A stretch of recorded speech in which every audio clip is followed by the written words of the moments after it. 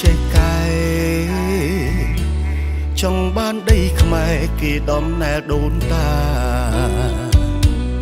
ចិត្តពីរុករៀនបងក៏តែបញ្ហាប្រាសាទសេលាស្នាដៃដូនតាខ្មែរសន្តានអាក្រក់ចង់ឆក់ប្លន់ទឹកដីកុំចង់បំភ្លៃគ្មានថ្ងៃទៅរួចទេចោលប្រវត្តិសាស្ត្រកុំចង់មកកែប្រែបើហ៊ានមកក្បែរឲ្យឯងខ្សែសង្ខា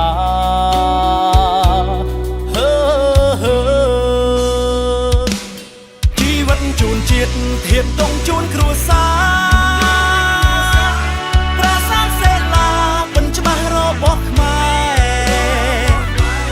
មានផុសតាំងអ្វីរបស់អ្នកឯងតែ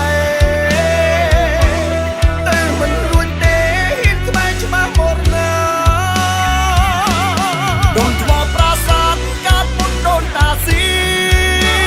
មមិនដេញកូនអ្នកហ៊ានបំពេញដែនខេមរា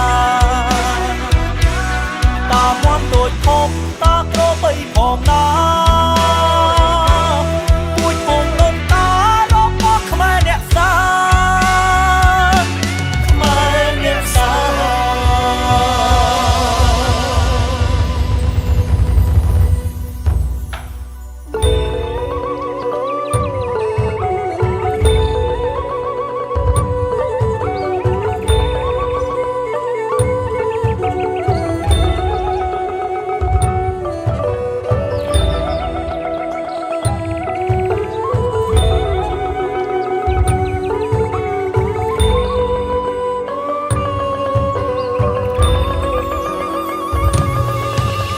ស្ម័គ្រ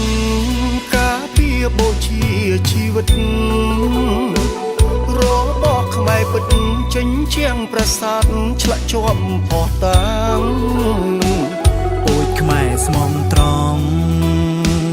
មិនចេះចង់បានបើមករំខានខ្មែរស៊ូហូឈាមការពារយើងរួមរក្សាដីខ្មែរយើងជាកូនខ្មែរឈាមជ័រជាខ្មែរយើងខ្មែរដូចគ្នាពុំតែមួយ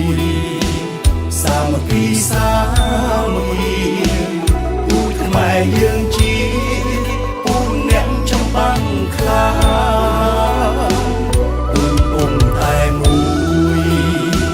សាមគ្គីសាខ្មែរយើងជាពូជញាំងចំបាំងខ្លា